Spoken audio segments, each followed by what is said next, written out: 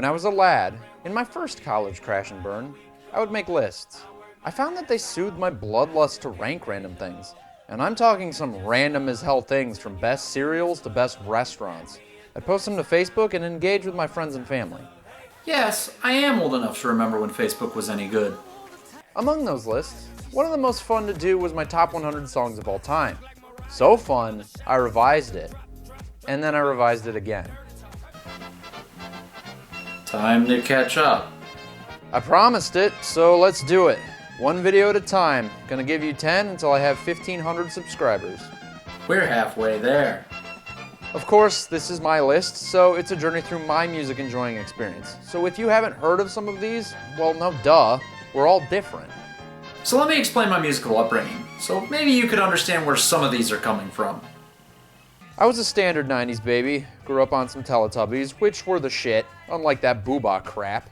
I don't know how these kids function today, but that's unrelated.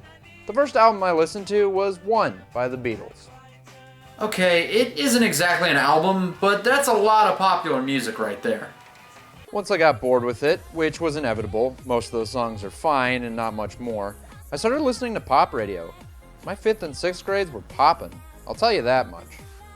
But that doesn't fit the angsty adolescent lifestyle, so I upgraded to an 8 gig black 2nd gen iPod. With that, I could just listen to what I wanted. Mostly basic rock, with a few Weird Al albums here and there. I got most of my miscellaneous stuff from the video games I played. Mostly it was from Burnout 3 and Madden's 05 and 07. Yeah, I remember when EA was good. Then for my 15th birthday, I got the hot new console sweeping the nation, the Nintendo Wii. But I did get one important thing with it. Guitar Hero 3. A great deal of that set list stuck with me, and it's my favorite Guitar Hero just because it was my first. It'd be Guitar Hero 2 if some of the covers weren't horrid.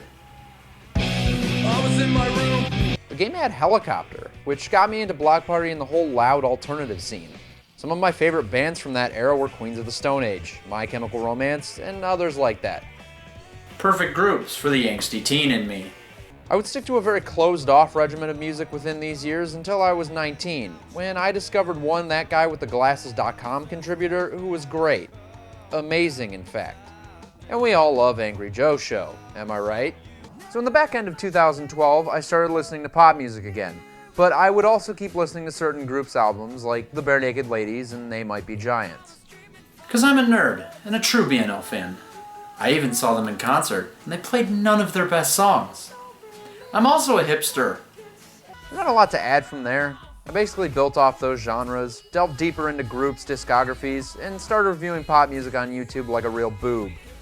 So of course, I'm also a huge Kanye West fan. It comes with the job. That'll do it for me. So how about our rules?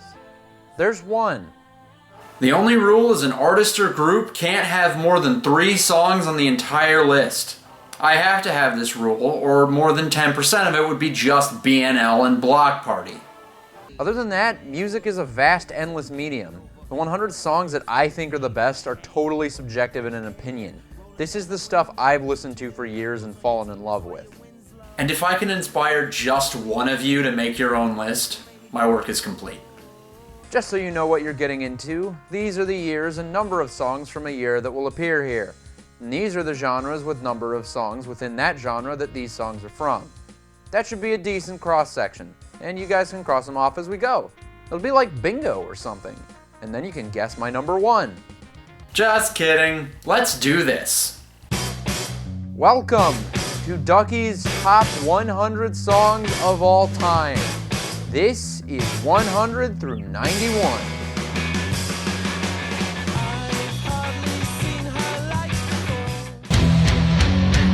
Ooh, what's this fun-looking thing? I'm told the kids call this Rock Band. Looks like a pretty good time to me. Here's the gang playing it at PAX East 2016. Here's Calvin hating the choices he's made in life. And it's also a fantastic way to discover new music. Both Guitar Hero and Rock Band are fantastic for that. Here's how many songs on that list I either discovered or came to love because of those games. But for 100, it's even more than that. It's a personal meme. I'm sure you've had that joke with your friends that's funny to just you guys. And because it's an inside joke, you cherish it for a while. So every now and again, we would play songs in the game we never touch, and a few times we found something incredible. Look, it's not that good of a song, but the joke will never get old. You want to know the joke? It's literally this. And Davy Crockett rides around and says it's cool for cats, it's cool for cats. I can't tell you how many times I've said something was cool for cats was cool for cats. It's so silly, and it has never and will never get old. And that's all it took for me to get engrossed in the song. As the joke got inexplicably funnier, the song got better and better, until one day, I considered my appreciation of it to be unironic. And maybe that's because Squeeze is in on the joke. Singer is just a goof from start to finish, and it's capped off with the choral backing singers. Cats. They sell it. It really does feel like it's cool for cats. Usually something this simply good would be a little too underwhelming to be on the best songs of all time list. But the breakdown is too good.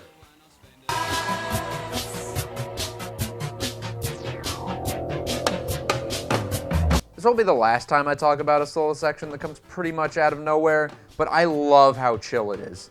It's almost like it's Cool. simply put, Cool for Cats is a relaxed experience and well worth the earliest spot on this journey we'll take together. 1 down, 99 to go. Number 99. Oh, look what you made me do.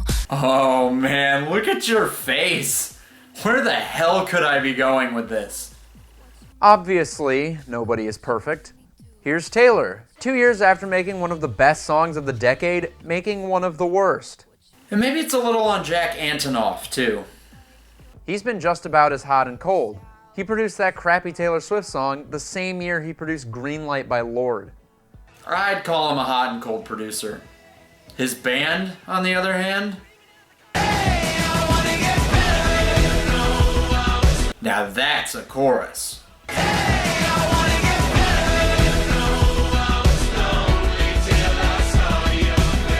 Everything about that chorus is just killing it. Those lyrics are deep enough to make you stop and absorb the power of those lines. The whole thing is mixed so powerfully and yet remains balanced and thorough. And the bass and drums just make me happy to be alive.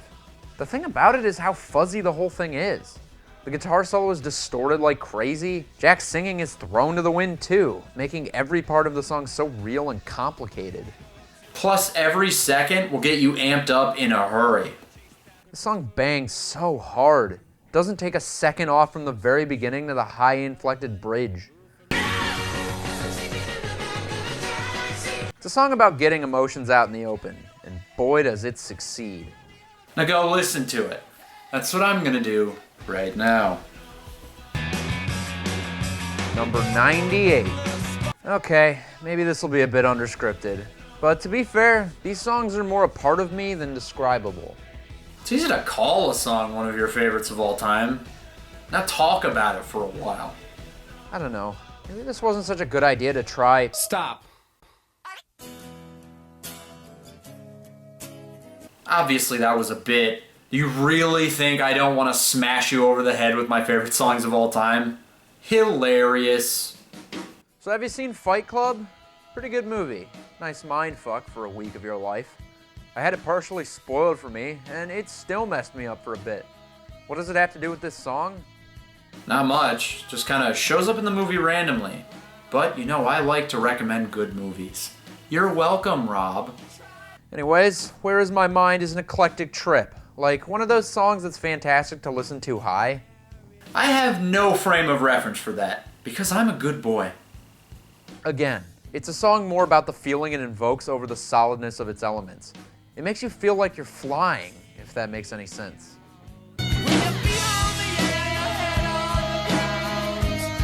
Like an angel, to be honest. The lady here makes it sound simultaneously relieving and apocalyptic. Watch the movie. What I love so much about it all is how truly simple the song is, and I still get chills listening to it.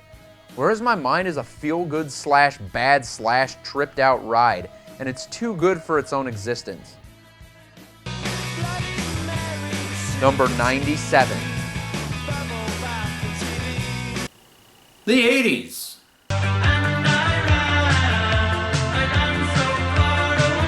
The 80s and new wave go together like peanut butter and anything, and for good reason. It's all fun, bombastic, and exactly what the 80s were all about. And nobody was better at it than Duran Duran. They were our cultural cross-section, and a legitimately great face in the second British invasion. Those posh dudes really led new wave as a serious music construct with their second studio album, Rio. It basically has their biggest hits, which are obviously Rio and Hungry Like the Wolf. But who wants the hits when you got the deep cuts? Just take Hungry Like the Wolf and Rio and put them as far away from each other as physically possible. This song has nothing to do with either of them. The hits are mostly about their face value, but this is so cryptic and moody. It's way more thoughtful in its foundation, and in turn makes for a much more thought-provoking final product. And it almost distracts you from all the nudity in the video. Apparently, this was just how Duran Duran conducted their videos. Some even had alternate videos so they'd be able to even air them on MTV. The Chauffeur just has the one, and it was way more of an afterthought single than a real album seller like those other two. That's what makes its existence delightful. Rio, the album, has to halt in its tracks for a song with a pan flute break.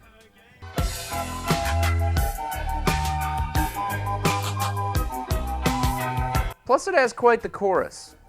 And the sun drips down, bedding heavy behind the front of your dress, all shadowy lined, and the droning engine throbs in time with your beating heart. Now these are some adjectives. Just the imagery alone is daunting. Really helps illustrate how this entire thing is an artistic masterpiece, like the serene downpour of a rainforest. Remember those? Regardless, fantastic song from a fantastically popular group. Good video, too. Number 96. Favorite band of all time alert. Yes, pre-2013 Block Party is my favorite band of all time. Do I have to put it into a harshly edged time period? Yes, Luis Bartle and Justin Harris ain't got shit on Matt Tong and Gordon Mokes. They're dead now, and you wonder why I don't want to see any of my favorite bands live anymore. Block Party was one of the most dynamic and unreplicatable alternative rock bands of all time, and they displayed this with their first and best album, Silent Alarm. In fact, it only took the lead-off single to tell you what they were capable of. Very often, we have to frame music criticism subjectively. How much one person is going to like or dislike a song is based on the person listening and all the context that goes along with that. Objectivity is more about how musically sound a song is constructed. It's way harder to definitively analyze a piece of art this way, especially without dipping over into an opinion. Let me say this. Objectively, Like Eating Glass is Block Party's best song. As a group, this is the most impressive of the songs off of their first 4 albums. Everybody brings their all to the song. Keely's most controlled singing, Russ's most creatively intuitive guitar licks, Gordon's masterful production work. And Matthew Tong. Absolutely one of my favorite drum licks of all time. It hits you up front with some heavy bass while remaining electric and loose. And it'll make you look like an amateur if you tackle it lightly. Should have burned it all when Matt left. Like Eating Glass was the crowning achievement of 4 talented people with conflicting artistic visions. But when they started, it all came together perfectly in this one moment. And 96, it's not my favorite of theirs. As I said, objectively, it's their best song. But subjectively, it's my 3rd favorite. Being the best helps it remain high in my judgment, but its quality makes it ever so slightly emotionally detached from their possible elegance. Nonetheless, it's wonderful. Listen to original Block Party already, you goobs. Honorable mentions? 100 songs is a lot of songs, but that doesn't mean I had no trouble getting everything on here. Cuts had to be made. Many of them. So for the first 9 videos, I'm just gonna slap my honorable mentions in the middle of the video. It's not like there's a lot of tension between 92 and 91, so I figured the middle would be fine.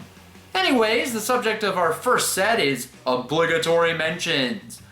Songs that absolutely deserve credit for how good they are, but honestly aren't my favorite.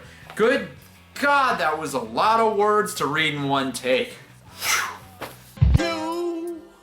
You got what I need. What? It's a classic.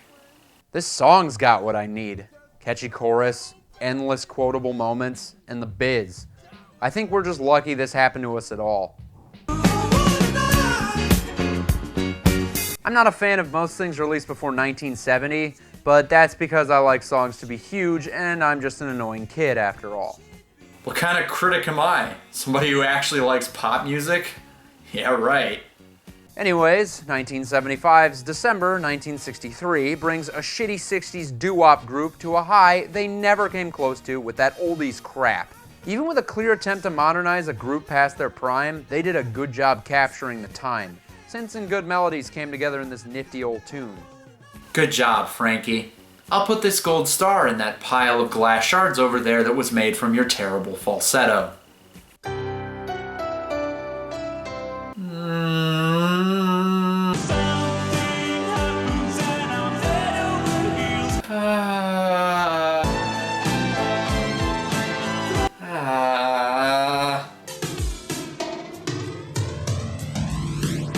Why isn't this on the list? I'll tell you why. I forgot it. Once I charge through and make redactions again, I'll put it somewhere. Easily the best thing about Guitar Hero Encore Rocks the 80s, Play With Me is the forgotten first attempt of Extreme, the band whose only hit, More Than Words, has nothing in common with it at all.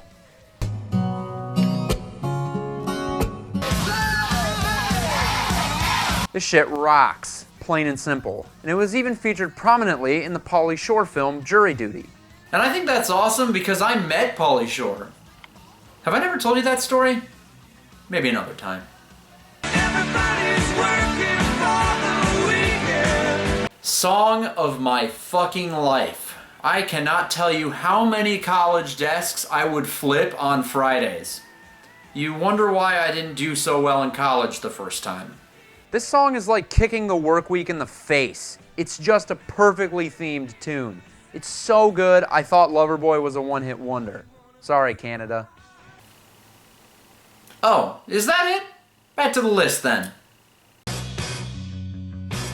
Number 95. Some songs are made for certain moods, like Running Down a Dream is the quintessential driving song. And do you know what I do like to do? Bike. As a multi-degree attempting college student, my bike is my life. There's actually no better way to get around. Cars have to be parked a mile away from where I always need to be. Super first world problems. So to me, only one song captures the invigorating joy of riding a bike. And of course, it comes from the best biking game of all time. I am a bike thief. Excuse me, I have to talk about video games for a minute. Downhill Domination is the best downhill biking game to ever be made. For an 03 PS2 game, it controlled too well. And it had a weirdly good soundtrack. Some of the songs from it I'll always love because of the game, and it was one of the first to let you make an ordered playlist. So I'd always listen to fun stuff like the Black Eyed Peas' Let's Get Retarded, Cinder's Soul Creation, and most of all, the Schnellspanner remix of Freeze Pop's Bike Thief. And it's the only version in the game, and for good reason, because the original is weird. Maybe it was just made for the game, as you can't find this specific remix on any Freeze Pop albums. And every remix doesn't hold a candle to this one, because it perfectly captures that feeling of stealing a bike and making a speedy getaway. Well, maybe just the getaway part. I'm not really the steely type. Just like Petty captures the wind in your hair, white knuckle rush of putting your foot to the map, Freeze Pop gets the rush of churning those legs and zipping around on a pedal bike. Its fast and loud beat makes biking out to be the best, especially with free, stolen property. Want to get from here to there, a bike can take Disneyland. The lyrics are definitely not the deepest or much of anything, but that's not the point of Bike Thief. It's about that rush and feeling of acting and living the fantasy. And it'll make you ride a bike faster, so it has a great utility purpose also. Number 94. Speaking of soundtrack music and video games. Who? The Stank. With a name basically as silly as Chumbawamba, Doug, Rob, and the Stanks made just as much of a splash. One unrepresentative hit with The Reason, just like Extreme, but predominantly featured in Madden 2005, Same Direction made The Reason look like a genuine mistake. Because they put all of their energy into one song. They also didn't do the best job hiding it because the videos for the hit and the best song are a set of videos. It's like they knew nobody would really care about their pride and joy, but making it connected to the big hit put it out there. Which is amazing, because this video storyline is a train wreck. And there's no train now. Cool.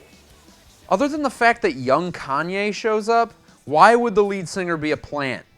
On one random jewelry heist? This video was made just so Same Direction could have a video. Was it worth it? Obviously. The song kicks ass. Same Direction is my example for modern rock of the early 2000s. It has the ferocity of Linkin Park mixed with the pop simplicity of Nickelback with just a hint of the Killer's cockiness. And if you don't like one or more of these groups, it's a recipe. Take the best of the three. One bad Kroger doesn't ruin the whole bunch. And of course it's a song you'd find in a Madden game. It's loud and kicks down your door. Maybe the video does do it justice. It's just a kick-ass song from a reasonably forgotten band. Hell yeah. Number 93. Comedy songs? Talk about a good way to lose my barely alive credibility. Talk about songs that are more intended to be laughed at over anything. But once in a while, the music is so good, it makes the song reach that echelon of actually very good music. Spoilers, this entire list has 3 total comedy songs, all by completely different artists. Sorry, my top 100 is emotionally linked to me, and is horribly biased. So biggest comedy artist of the last 10 years. Who comes to mind? You're right, it is Bo Burnham. But The Lonely Island are a close second. Hey, they're funny too, just different.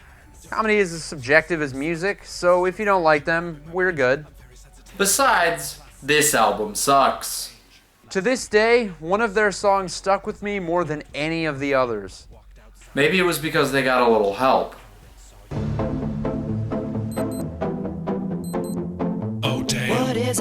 This beat is infectious. It's the whole reason this thing is in my top 100. Before, this was my number 5. Seriously. How I've grown.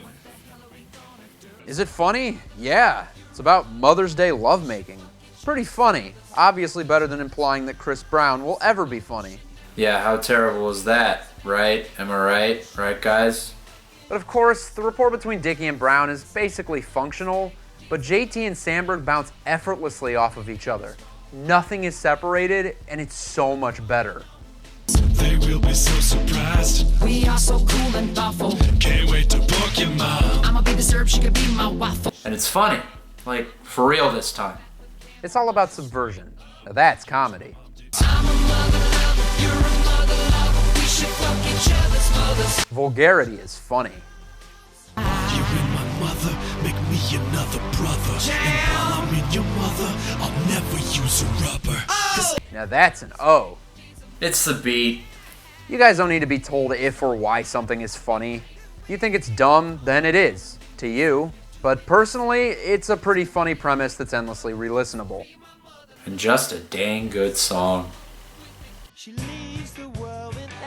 Number 92. Madden 07 had good music. So did Guitar Hero 3. If you want music to stick with you, give it unforgettable context. 2 good games shared 1 good song. Win-win. I was a teenager, so this makes this my welcome to the Black Parade.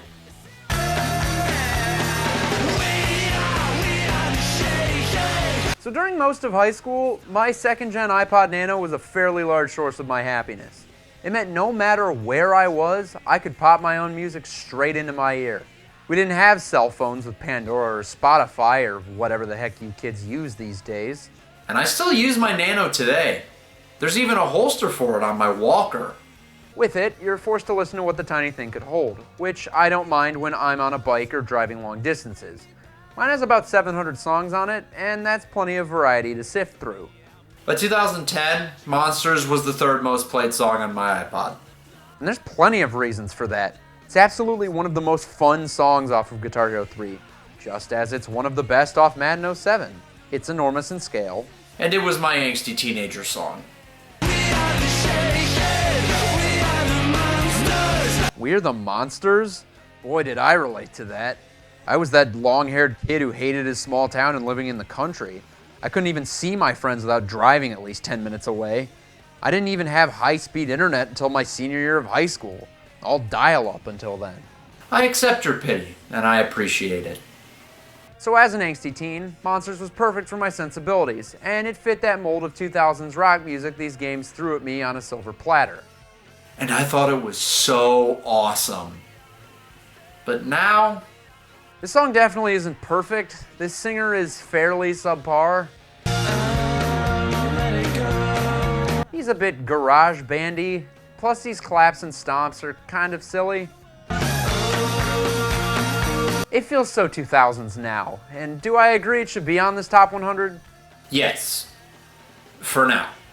I feel a shred of nostalgic connection right now, but as years have gone, Monsters has taken quite the fall. In 2013, it was 58, so it probably won't remain by next redactions. For now, it's one of my favorite go-tos from 07. Number 91. Oh, hell yeah, now that's what you end the video with. Let me tell you about a little guy named Neil Cicierga. You may remember that 2 years ago, I put Touch-Tone Telephone in my top 10 best songs of 2016. Neil is a man with two separated acts. His namesake is where he makes unlicensed remixes that range from mad to wholly fucking perfect. I'd say they're okay, but 91 is about Lemon Demon. He also makes original music. Both Ultimate Showdown of Ultimate Destiny and Brody Quest are classified as Lemon Demon creations, and those were enormous video trends as well as songs. It reminds me of this saying that I heard in a video once. It stated, "Government is not the solution to our problem. Government is the solution to our problem." Are you unhappy, girl, in this confusing world? As much of this can even be possible, Reaganomics was a single that just came out with a video one day, and it was almost immediately my favorite LD song, and just that one. Neil would re-release Reaganomics on his 2016 album Spirit Phone. It is not even close to the single release. The heart's all gone. It's got the weird Spirit Phone treatment, which is fine when the song came straight off the album like the number 4 best of 2016. So Reaganomics 2016 is weird. Reaganomics 2012 is a charming, masterful display of the guy who makes music to entertain. Neil has these lyrical workarounds where he builds a narrative around a song theme. If it were up to me, the living would be free, and I can give you that, and I can give you that. It's a love song where he has the mentality of Ronald Reagan. If I had a nickel for every song about Reagan, Neil also knows how to make a damn catchy song when he needs. I would be a rich man if I had a nickel for every time this got stuck in my head. And that's Neil. Some of the things he makes are like that. And other things are so weird, they're even better. Atomic bombing, yeah. All he used was one sound, and that made me feel more than most things at that time. My narcissism aside, Neil's simple talent makes for a great overall tune, and a good end to the start of these videos. Did one. Finally, right? Took me long enough, but it was fun. If it makes any sense, this should be the shortest of the 10 videos, as my love for the impending songs will grow sharply and these scripts will get longer and longer and longer. So we should be done with these bad boys by 2025. And that's even if I can get this ship to 1,500 subscribers. Now that's the real difficulty. But we can try, my lovelies. get to subbing. But for now, 90 through 81 is...